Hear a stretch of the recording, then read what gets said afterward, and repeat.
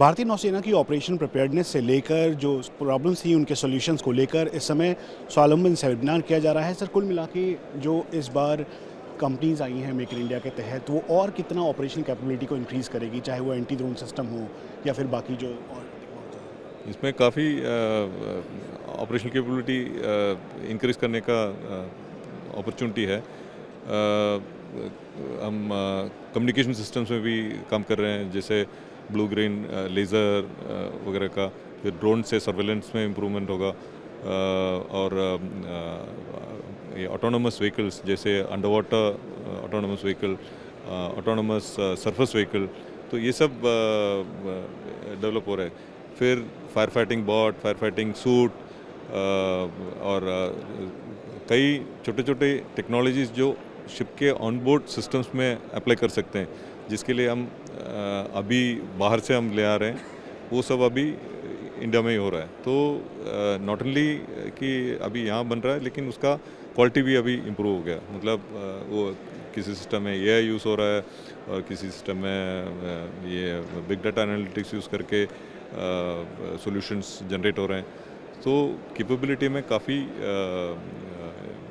Improvement आएगा। Sir, operation preparedness को देखते हुए, क्योंकि रीपर्स आने वाले हैं, वो आएंगे जल्द, वो और कैसे P8 आए या फिर फाइटर्स या फिर जो बाकी फ्रिगेट या फिर है, उनको कैसे और वो एनकरेज करेगा, और ये कैपेबिलिटी में कैसे इन्हेंसमेंट होगा रीपर के आ जाने से? तो capability enhancement in the sense weapon systems हम बना सकते हैं।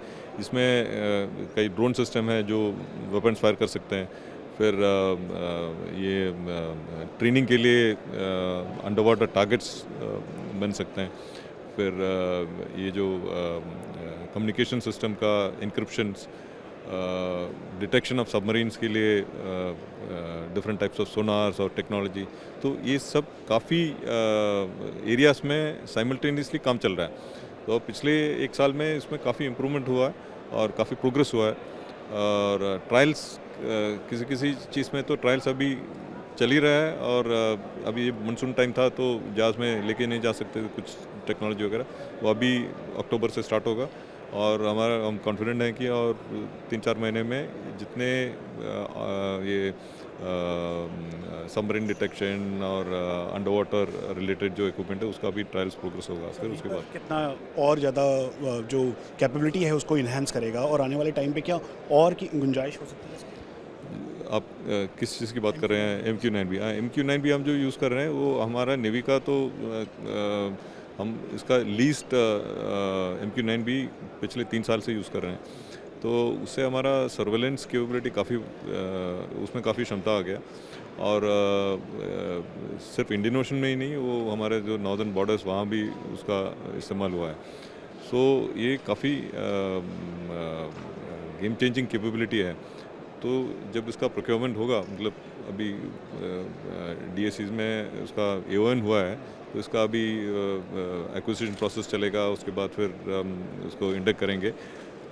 तब ये सर्वेलेंस में और टारगेटिंग में इसमें काफ़ी फ़र्क आएगा। सर, मेरा आखिरी सवाल, क्योंकि ब्लू वाटर डोमिनेंस की बात भारतीय नौसेना की तरफ देख के किया जाता है, प्रधानमंत्री भी लगातार आपका जिक्र कर रहे हैं, चाहे वो स्वावलंबन को लेकर हो या फिर ऑपरेशन प्रिपेयर्डनेस को लेकर हो या मेक इन इंडिया के तहत हो।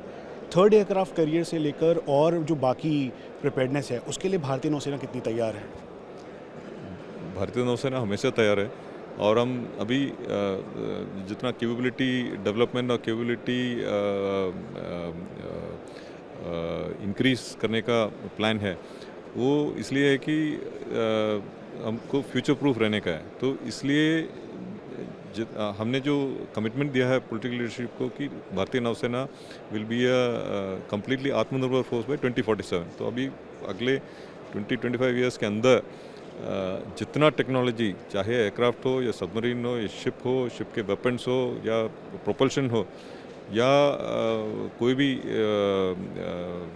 सेंसर सिस्टम हो, सब कुछ देश में बनना चाहिए।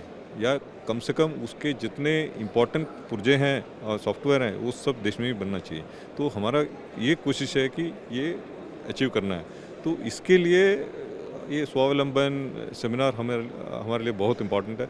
और अब आपने देखा होगा ये फर्स्ट सेमिनार से सेकंड सेमिनार तक काफ़ी प्रोग्रेस हुआ है। और एयरक्राफ्ट कैरियर भी अभी हम दुनिया के 5-6 देशों में एक है जो एयरक्राफ्ट कैरियर बन सकता है। और हमने विक्रांत को कमीशन किया था 2 सितंबर को। 1 साल हो गया, ऑपरेशनली प्रूव हो चुका है, इनिशियल ऑपरेशन क्लियरेंस वगैरह हो गया और अगले साल के अंदर उसका फाइनल ऑपरेशन क्लियरेंस होगा और फ्लीट में ज्वाइन करेगा। तो जितना एक्सपर्टीज़ देश में बना है हमारे जो कोचिन शिपयार्ड में ये एयरक्राफ्ट कैरियर बनाने में, और उसका जितने एंसिलरी यूनिट्स हैं, एमएसएमई जिसने सब कुछ कम से कम 500 एमएसएमई उसमें पार्टिसिपेट किया कि उसके कंपोनेंट्स बनाने में, तो उन सबको अभी कॉन्फिडेंस मिलेगा अगर हम उनको और काम दें। तो इस और जो इतना कैपेबिलिटी उन्होंने डेवलप किया है वो कैपेबिलिटी देश में ही रहना चाहिए। तो इसलिए हमने नेवी का जो रिक्वायरमेंट है 3rd एयरक्राफ्ट कैरियर का, उसका केस हमने मूव किया। तो पहले हमारा प्लान था कि और भी बड़ा कैरियर बने, लेकिन हमने अभी सोचा कि कोचिन शिपयार्ड में जितना एक्सपर्टीज़ है उसको हार्नेस करके हमारा अगला एयरक्राफ्ट कैरियर होना चाहिए। तो इसलिए रिपीट ऑर्डर का हमने केस मूव किया। हमसे बात करने के लिए बहुत बहुत शुक्रिया। मेक इन इंडिया आत्मनिर्भरता एक मेन मोटो है जिसको देखते हुए स्वावलंबन सेमिनार किया गया है और जितनी प्रॉब्लम्स हैं उनके सॉल्यूशन को लेकर जो स्टार्टअप कंपनीज हैं उनको भी प्रोत्साहित किया जा रहा है। कैमरा पर्सन बलराम के साथ मनीष प्रसाद, इंडिया टीवी, दिल्ली।